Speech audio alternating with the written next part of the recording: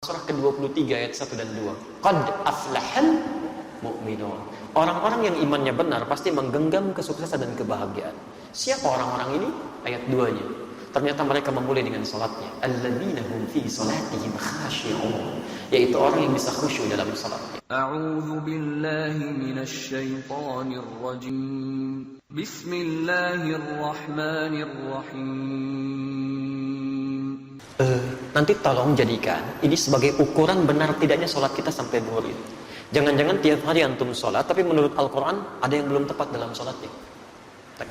Dua, orang yang sholatnya benar dijamin langsung oleh Al-Quran akan dijadikan orang yang baik dalam kehidupan. Singkatnya, orang sholat pasti jadi orang baik, sifat dan sikapnya baik. Dalilnya di Quran surah ke-29 Al-Ankabut ayat 45. Perhatikan kalimatnya, kita hafal insyaallah. Innas salata tanha 'anil fahsya'i wal munkar. Sekarang perhatikan cara menerjemahkan dengan baik. Innas salat, sungguh salat yang dikerjakan dengan benar itu. Teman-teman perhatikan ya, di sini ada alif lamnya. Beda antara kalimat menggunakan alif lam ma'rifah dengan yang tidak menggunakan alif lam nakirah. Kalau tidak pakai alif lam itu umum bentuknya, bebas, tidak ada aturan spesifik. Jadi kalau kalimat Qur'annya inna sholah, maka anda bebas menunaikannya. Mau buru-buru silahkan, mau tidak khusyuk itu pilihan. Tapi kalau kalimatnya menggunakan alif lam inna sholah, maka itu ma'rifah khusus, ada aturannya, ada ketentuannya, nggak bisa sembarangan, nggak bisa. Seperti artikel the dalam bahasa Arab, dalam bahasa Inggris, maaf, car, banyak itu mobil. The car yang itu, bukan yang lain. Dan semua kalimat salat dalam Al-Quran yang bermakna ibadah, itu semuanya menggunakan alif lam. Silahkan cek. Kalimat salat pertama Al-Baqarah ayat 3, posisi paling kiri pertengahan. Alladzina yu'minuna bil ghaib wa yuqimunas shalah. Al-Baqarah 43, wa aqimus shalah. 45, wasta'inu bis sabri was shalah. Selalu ada alif lamnya. Artinya cuman kalimat alif lam ini saja maknanya dalam sekali. Tunaikan sholat sesuai aturan. Ada ketentuannya. Sahabat Nabi, hidup di zaman Nabi, sholat di samping Nabi, di masjid Nabi. Kemudian ketika sholat keluar dari aturan, belum maksimal belajarnya, kata Nabi ulangi sholatnya. Di sahabat saja diminta diulang, apalagi yang bukan sahabat. Jauh dari Nabi, bukan tetangga Nabi, hidup bukan di zaman Nabi, sholatnya bukan di masjid Nabi. Merasa aman dengan sholatnya, itu mustahil. Nah sekarang kalau anda benar menunaikan salatnya, lihat kalimatnya. Maka salat yang dikerjakan itu tanha 'anil fahsya'i wal munkar. Dia akan mencegah pelakunya dari dua sumber keburukan. Mohon maaf, kalau ada orang buruk, itu sebabnya cuma dua. Orang yang sifat dan sikapnya buruk cuma dua sumbernya, tidak ada yang ketiga. Satu, fahsya, keburukan yang bersumber dari syahwat. Ya. Kata-kata jorok, kotor, pornografi, porno aksi, itu fahsyah. Jadi mustahil kalau ada orang sholat, maaf, lisannya masih bisa berkata-kata kotor, itu mustahil. Kalau ada orang tidak sholat, kata-katanya kotor, dia nggak sholat. Yang aneh itu orang sholat, kata-katanya masih kotor. Itu yang keliru, pasti ada yang salah dalam sholatnya. Orang sholat, pandangannya masih tidak teratur, semua dilihat, pasti ada yang salah itu. Mungkar, keburukan yang diingkari oleh hati, sumbernya nafsu perut dan akal. Mencuri itu mungkar, korupsi itu mungkar, berselisih itu mungkar, merampok mungkar, membunuh itu mungkar. Tingkat kemungkaran paling tinggi, yang balasannya neraka jahanam itu. Apalagi membunuh orang-orang beriman itu ya, itu jelas kalimatnya langsung. Ya, Quran surah ke-4 An-Nisa ayat 93, posisi paling kanan di pertengahan. Hati-hati. Ya. Hati-hati, wa may yaqtul mu'minan muta'ammidan. Siapa yang sengaja merencanakan pembunuhan terhadap seorang beriman, satu saja nyawa orang beriman tumpah, fajaza'uhu jahannam, maka tempatnya di neraka jahanam orang itu. Wa ghadiballahu alaihi, Allah murka pada orang itu. Wa la'anahu, dan dilaknat oleh Allah. Wa 'adda lahu 'adzaban 'azima, dan disediakan siksa yang berlipat. Bahkan orang-orang semacam ini, maaf, pernah dengar masuk surga tanpa hisab? Nah, orang-orang semacam ini masuk neraka tanpa hisab. Ada di Quran surah 18 ayat 100 sampai 101, posisi paling kiri di pertengahan di atas. Hati-hati. Wa aradna jahannama yaumal qiyamah, wa aradna jahannama yauma idzin lil kafirina arda. pada hari kiamat nanti kami akan tampilkan neraka jahanam sejelas-jelasnya pada orang ingkar, sejelas-jelasnya. Kalau dalam bahasa kita, itu kan ada orang sibuk nanti memikirkan kitabnya. Ada yang terima tangan kanan, ada yang di belakang punggungnya. Tiba-tiba ada orang-orang yang Allahu Akbar. Kita di mana ya? Kita di mana nanti kitabnya? Allah sampaikan, wa aradna jahannama yawma idzinil kafirina arba. Kamu enggak usah banyak mikir ya, tempat kamu di sini neraka jahanam. Nanti langsung masuk aja ke situ. Langsung. Ya. Dan bukan cuma kafirin saja, karena ayat 101-nya menunjukkan orang-orang yang diberikan penglihatan enggak mau lihat dia. Diberikan pendengaran enggak mau mendengar yang baik-baik. Alladzina kanat a'yunuhum fi ghita'in 'an dzikri wa kanu la yastati'una as-sam'a. Bahkan di antara mereka ada orang yang munafik. Tahu ayat-ayat Allah tapi diingkari isinya dan melakukan maksiat dengan paham ayat-ayatnya. Itu masuk neraka duluan dibandingkan orang kafir. Quran surah keempat ayat 140, posisi paling kiri sebelah bawah di pojok. Hati-hati. Wa qad nazzala 'alaikum fil kitabi an idza sami'tum ayati Allahi yuqtaru biha wa yustahza'u biha fala taq'udu ma'ahum hatta yakhudu fi haditsin ghairi. Innakum idzan mithluhum, ujungnya. Innallaha jami'ul munafiqina wal kafirina fi jahannam jami'a. Allah akan ambil orang munafik duluan masuk ke dalam neraka jahanam, baru orang kafir. Ya. Maka saya terus terang sampai tadi pagi saya sampaikan, sulit bagi saya untuk menerima. Jangankan pakai akal, ke telinga aja nggak masuk. Ada orang mengatakan ingin memerangi teroris di Aleppo sana, tapi yang ditembak anak-anak kecil, yang dibom bayi-bayi, gitu kan? Ada perempuan-perempuan yang direnggut kehormatannya. Ada orang tua yang dilecehkan kehidupannya, taruhannya dengan nyawanya gitu. Antum masih enak sekarang sholatnya nyaman di masjid. Orang-orang sana jangankan masjidnya, mau keluar saja nyawa taruhannya. Tapi yang ditembak tuh anak-anak kecil. Yang bahkan Nabi pun melarangnya. Bagaimana Anda bisa mengatakan memerangi sesuatu karena jihad, tapi yang dihancurkan itu adalah sesuatu yang dilarang Nabi? Ada yang salah di situ. Kalau orang paham sampai dengan ayat ini saja, mustahil dia bisa melukai saudaranya. Demi Allah saya katakan mustahil. Mustahil. Termasuk di kita. Ya. Jadi nggak bisa, ini masjidnya Al-Jihad. Ya. Wah, ini sekarang ada banyak dikumandangkan jihad tapi dengan cara yang tidak benar gitu ya. Allahu a'lam, kalau benar mempraktekkan, kita luruskan ya cara yang dilakukan. Tapi kalau ada isu-isu yang ditampilkan, kita pun benarkan caranya. Jihad itu bukan tembak orang, bukan lukai orang. Jihad itu membela izzah Islam. Saat memang keadaannya terancam untuk dibela dan ditegakkan, itu jihad namanya. Ya. Antum diambil mobilnya, antum pertahankan, masa mau diambil imannya diam saja? Aja jihad itu di situ. Kalau ada yang melukai, kita pertahankan. Ada yang mempersoalkan, kita pertahankan. Dan kalau orang mempersoalkan dengan ilmu, kita balas dengan ilmu, jihad pengetahuan. Kalau melukai fisik, kita pertahankan dengan fisik. Saya pernah di Lampung ditanya itu, Ustaz, apakah bom di jalan Tamrin termasuk jihad fisabilillah? Saya bilang, Pak, setahu saya jihad fisabilillah itu jihad di jalan Allah, bukan di jalan Tamrin. Ada kaidah di situ, nggak bisa. Sekarang kan cukup ramai gitu ya, muncul ini, muncul itu. Kemarin ada bom panci, ya luar biasa. Pelakunya ibu-ibu, konon kabarnya demikian. Tapi memang luar biasa itu tuh. Amerika punya bom 7,2 ton, radiusnya 150 meter. Rusia punya bom 8,2 ton, daya jangkaunya 300 meter.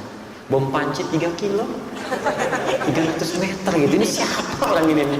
Ya, orang mana sebetulnya gitu kan? Kalau salah itu pemahamannya harus diluruskan tuh kan. Kalau isu-isu berkembang ya kita doakan supaya lebih baik lagi ya. Baik. Hati-hati itu penguasa panci ibu-ibu sekarang ya. Untuk punya masalah di rumah itu baru panci, belum kulkas tuh, mesin cuci yang lain. Kembalikan. Jadi orang kalau benar sholatnya itu pasti ada orang baik. Baik pasti. Ya, nggak repot kehidupan tuh, tenang gitu. Jadi kalau sampai hari ini kita sholat tapi lisan kita masih kotor, pandangan salah, perbuatan buruk, ada yang salah dalam sholatnya. Saya nggak tahu kalau di Al-Jihad ya. Beberapa tempat mau ke masjid saja mau sholat masih takut kehilangan sandalnya. Padahal mau sholat gitu kan. Pasti ada yang keliru. 3, ukur diri kita dan dia. Yang ketiga, orang yang benar sholatnya kata Al-Quran. Sholat yang dikerjakan pasti berdampak pada ketenangan jiwanya. Tenang. Quran surah ke-20 Taha ayat ke-14. Wa aqimis salata lidzikri. Tunaikan salat sebagai zikir kepadaku kata Allah. Zikir itu banyak di Quran. Banyak. Ba'da salat kita zikir. Sunnahnya zikir ada di Quran surah ke-4 ayat 103, posisi paling kanan sebelah atas. Fa idza qadaytumus salata fadhkurullaha. Maka jika telah tuntas Anda tunaikan salat segera zikir kepada Allah. Ada kalimat diajarkan oleh Rasulullah sallallahu alaihi wasallam. Baca Al-Quran itu zikir, karena Al-Quran sendiri disebut dengan zikir. Quran surah 15 ayat 9, posisi paling kanan di pertengahan. Inna nahnu nazzalna dzikra wa inna lahu lahafizun. Kami telah turunkan Al-Quran sebagai zikir. Jadi kalau antum sedang baca Al-Quran, itu sedang berzikir.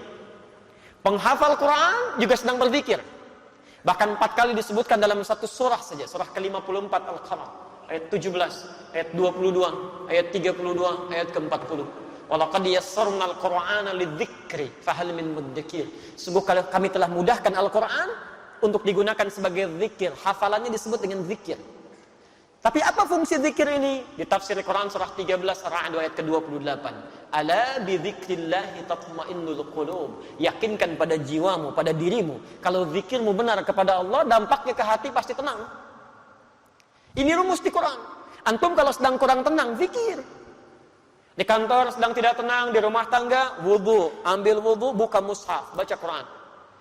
Solusi belum datang, tapi minimal hati Anda tenang. Tenang. Hafalkan Quran. Dan puncaknya sholat. Kenapa sholat disebut puncak zikir? Karena sholat itu bisa menghimpun semua jenis zikir. Bukankah dalam sholat ada subhanallah, alhamdulillah, Allahu akbar, ada bacaan Al-Quran, ada hafalan Al-Quran, ada doa, ada istighfar. Jadi kalau semua bentuk sholat ini menghimpun semua jenis zikir, belum mampu membuat antum tenang, antum butuh apa lagi supaya hatinya tenang? Sholat itu jangankan ibadahnya, tempatnya saja, masjid tempat sholat itu dijamin di Quran menghadirkan ketenangan. Nggak ada tempat paling tenang di muka bumi kecuali masjid itu, termasuk di kantor. Nggak percaya silahkan. Sedang capek kerja macam-macam, masuk ke masjid, duduk setelah tahiyatul masjid, tiba-tiba nggak kerasa kipas muter, tenang, plak, tidur aja gitu. Saya pernah ke Tokyo itu dan diajak ke Gunma. Ini nyata. Bertemu dengan ustadz dan komunitas di sana, cerita, Ustadz, sedisiplin-disiplinnya di sini, tapi ketenangan itu tidak mudah untuk didapatkan. Tingkat bunuh dirinya itu 30.000 setahun. Sehari bisa 100 orang bunuh diri. Dan kami pernah dibawa ke daerah Fuji yang setiap hari akan ditemukan 4-5 mayat di situ. Makanya kata Profesor Kato, sehebat-hebatnya orang Jepang yang disiplin masih kalah sama orang Muslim. Bukan orang Indonesia, orang Muslim. Ya. Jadi orang Muslim itu punya satu ajaran yang nggak ditemukan dimanapun, yang menghadirkan ketenangan dalam jiwanya. Tapi Ustaz, masih ada di Swedia satu distrik yang lebih dahsyat dibanding ini. Itu bunuh dirinya di mana aja, serampangan. Karena itu konsolnya, pemdanya sampai membuat tempat khusus lokalisasi bunuh diri. Dan jamnya diatur, jam 10 sampai jam 12. Jadi kalau datang jam 8 kepagian, datang jam 2 kesiangan, besoknya lagi gitu. Nah ini nyata kejadian, satu kali ada orang akan bunuh diri, ya jadwal dia jam 12. Ketemu dengan salah seorang di situ, Muslim, Ustadz juga, cuman di Eropa kan tampilannya agak beda. Ditanya, mau kemana kamu? Mau bunuh diri. Jam berapa? Jam berapa? Jam 12 katanya. Baik, sekarang kan masih ada waktu, mau ikut saya? Oh tidak, nanti saya terlambat. Terlambat? Kata Ustadznya, nanti saya berikan gantinya. Kan, kalau kamu memang merasa dirugikan, saya bayar kan. Akhirnya dia ikut, dibawa ke masjid. Karena dia belum Muslim, dia nggak bisa masuk, dia nunggu di luar.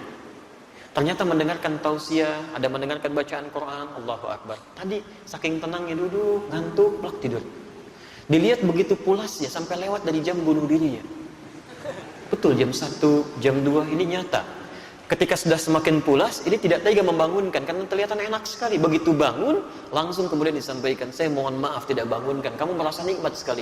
Kamu sudah lewat jam bunuh dirinya. Saya ingin tanya apa yang harus saya ganti. Ternyata jawabannya cukup mengejutkan. Ini tempat apa? Masjid. Apa keutamanya? Dijelaskan.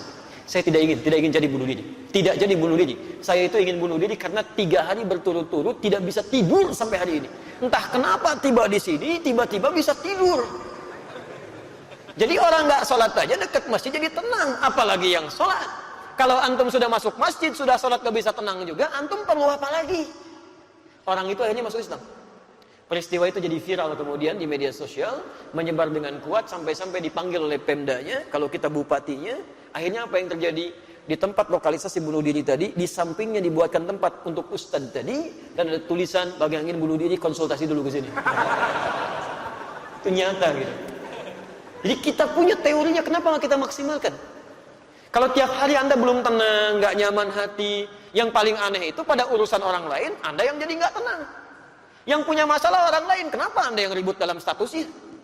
Berselisih satu dengan yang lainnya. Kadang-kadang urusan yang sudah jelas masih Anda pikirin juga, itu keterlaluan. Dalam agama itu kita punya konsep, sesuatu yang sudah jelas diatur oleh Allah, nggak usah banyak dipikirin. Memang sudah begitu dipikirin pun nggak akan berubah.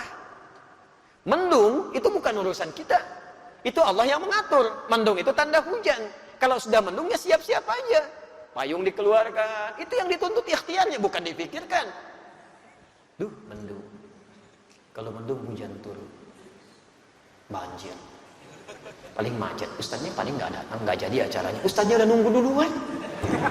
Jadi nggak pas situasinya. 4. Orang yang sholatnya benar. Ini yang paling dahsyat. Dijamin langsung oleh Al-Quran. Akan dimudahkan segala urusan hidupnya. Bahkan rizkinya pun didatangkan dari sisi yang tidak dia duga. Allahu Akbar. Quran surah ke-65 At-Talaq, di akhir ayat kedua, di awal ayat ketiga, di tafsir di Quran surah kedua Al-Baqarah, di ayat yang sama 2 dan 3. Perhatikan kalimatnya. Saya beri rumus ya. Boleh saya tuliskan? Alhamdulillah. Ini bisa di bawah atau ada mic yang lain?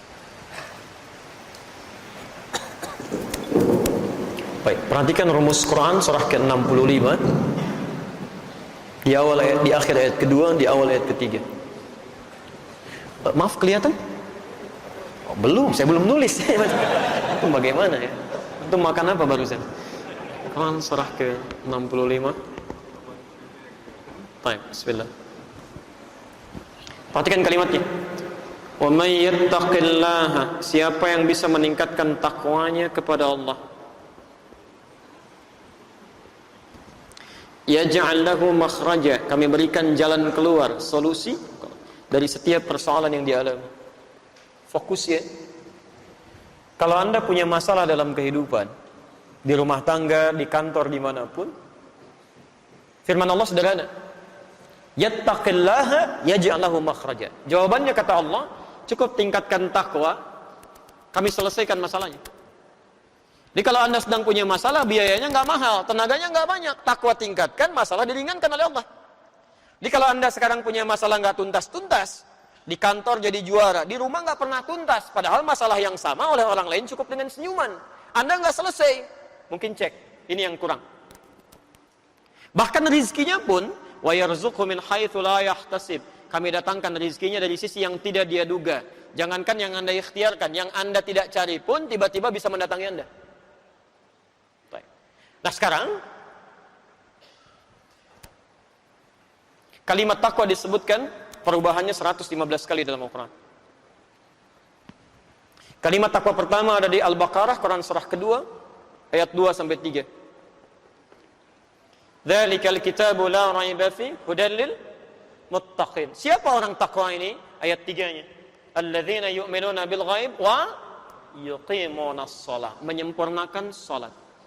Kalau Anda bertanya, ya Allah, bagaimana cara saya meningkatkan takwa ini? Kalimat takwa pertama, salat. Jadi kalau salat kita meningkat dengan baik, masalah kita tuntas, selesai. Ya. Salat. Jadi kalau sampai hari ini masalah tidak pernah tuntas, tapi kita salat. Yang jadi masalah di kalimat yuqimun. Barangkali belum sempurna cara salatnya. Belum sempurna. 5 saya agak segerakan. Quran surah ke-23 Al-Mu'minun ayat 1 sampai 2. Orang yang salatnya benar sesuai petunjuk Al-Quran, tuntunan Rasulullah SAW, dijamin langsung oleh Allah Subhanahu wa Ta'ala akan diberikan kesuksesan dan kebahagiaan dalam seluruh aktivitas. Sukses dan bahagia. Jadi ada orang yang sukses saja, tapi belum tentu bahagia. Ada yang bahagia, cuma belum tentu keseluruhannya. Itu disebut dengan fauz namanya. 29 kali disebutkan derivasinya dalam Al-Quran. Turunannya ada fauzi, fauzan, faizah, fauziyah. Jadi kalau ada yang namanya fauzi, faiz, faizah, fauzan, fauziyah, itu orang yang diharapkan sukses dalam kehidupannya, sekalipun belum tentu bahagia pada umumnya. Tapi kalau bahagia saja, sekalipun belum tentu sukses, itu farihah. Farihah dalam bahasa Arab. Orang yang disebut dengan farhan, perempuannya farah. Jadi kalau ada yang namanya farhan atau farah, itu orang diharapkan bahagia dalam kehidupannya. Miskin pun nggak apa-apa, yang penting bahagia. Umumnya. Sekarang saya tanya Anda, pilih mana? Kaya tapi gelisah, atau miskin tapi tenang, tapi nggak ada pilihan ketiga dan tidak usah maksa. Sukses tapi nggak bahagia, atau bahagia tapi nggak sukses. Kaya tapi gelisah, atau miskin tapi tenang, pilih mana?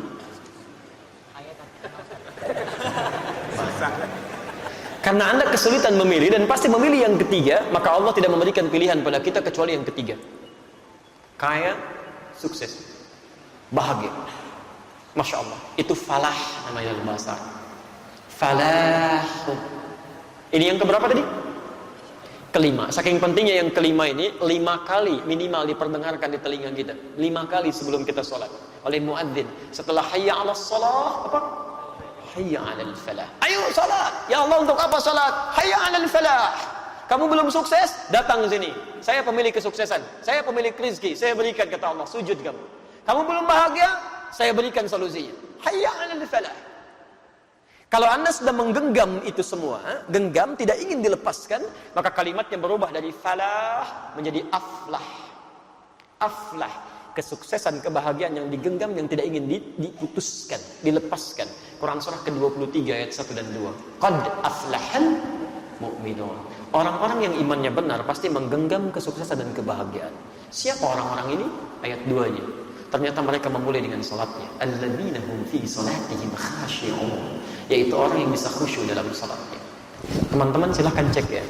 Semua sahabat Nabi dengan semua profesinya, yang pengusaha seperti Uthman bin Affan, Abdurrahman bin Auf, Tamim ad-Dari, Abu Bakar as-Siddiq, ada yang birokrat, Umar bin As, ada yang diplomat, Muawiyah bin Abi Sufyan. Masya Allah, itu sesibuk-sibuknya mereka karena paham tentang ketentuan ini, itu mereka tidak pernah meninggalkan sholat berjamaah, bahkan berlomba mengerjakan tahajud, sampai kata Imam An-Nawawi dalam kitabnya At-Tibyan fi Adab Hamalatil Quran. Imam An-Nawawi itu sebelum menulis Al-Arba'in 42 hadis, Riyadhus Shalihin 1896 hadis, beliau menulis kitab namanya At-Tibyan fi Adab Hamalatil Quran. Saya sudah cek di Indonesia ada itu yang bahasa Arab nih. Ada yang terbitan Darul Kutub Al-Islamiyah warna coklat, merah kecoklatan. Ya, antum bisa dicek halaman 38, paragraf pertama baris 1 sampai 2, posisi paling kanan sebelah atas. Kalau terbitan kedua Darul Nafais warna kuning, halamannya 47, posisinya paling kiri, paragraf ketiga baris 1 sampai 7.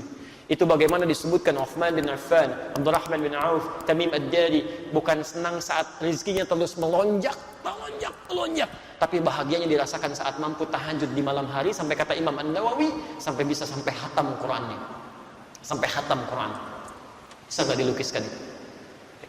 Antum mau ngecek kekayaannya, silahkan bandingkan. Abdurrahman bin Auf itu kapaknya saja terbuat dari emas. Orang terkaya sekarang Bill Gates, orang terkaya sekarang nggak ada apa-apanya. Abdurrahman bin Auf kapaknya terbuat dari emas. Bill Gates itu belum tentu punya kapak. Bahkan banyak. Uthman bin Affan sampai sekarang asetnya masih ada, sudah 15 abad masih ada aja. Pernah membeli sebuah sumur yang dimonopoli oleh Yahudi. Setiap mau ngambil air, bayar, kata Uthman, saya beli sebagiannya, beli seluruhnya, beli kebun sekitarannya. Siapa yang mau silahkan ambil tanpa harus bayar lagi, saya wakafkan karena Allah. Kebunnya menghasilkan ribuan kurma. Sekarang wilayahnya bahkan dekat sumurnya akan dijadikan tempat-tempat untuk penginapan. Ada hotel-hotel yang luar biasa. Royaltinya datang dari situ, disimpan di Bank Saudi, disedekahkan lagi kepada yang membutuhkan atas nama Uthman bin Affan radhiyallahu taala anhu. Sampai sekarang masih ada. Dan itu ditempuh dengan takwa gitu. Jadi silahkan cek dia. Sahabat Nabi, dekat dengan Nabi. Sebagian mereka bahkan menantunya Rasulullah SAW. Dijamin masuk surga oleh Nabi dengan lisannya. Tingkat surga paling tinggi. Dekat dengan Rasulullah. Masih mau menunaikan salat sunnah bahkan pada malam harinya. Dan dunianya sukses. Tahajudnya luar biasa. Antum bukan sahabat Nabi. Tetangganya juga bukan. Surga belum jelas sampai dengan siang ini. Hisab masih menegangkan. Jangankan salat sunnahnya, salat fardu masih ditunda-tunda. Cita-cita masuk surga bersama Nabi. Mereka repot di situ. Jadi teman-teman, coba dicek dari 1 sampai 5 ini berapa yang sudah kita raih sampai dengan zuhur ini.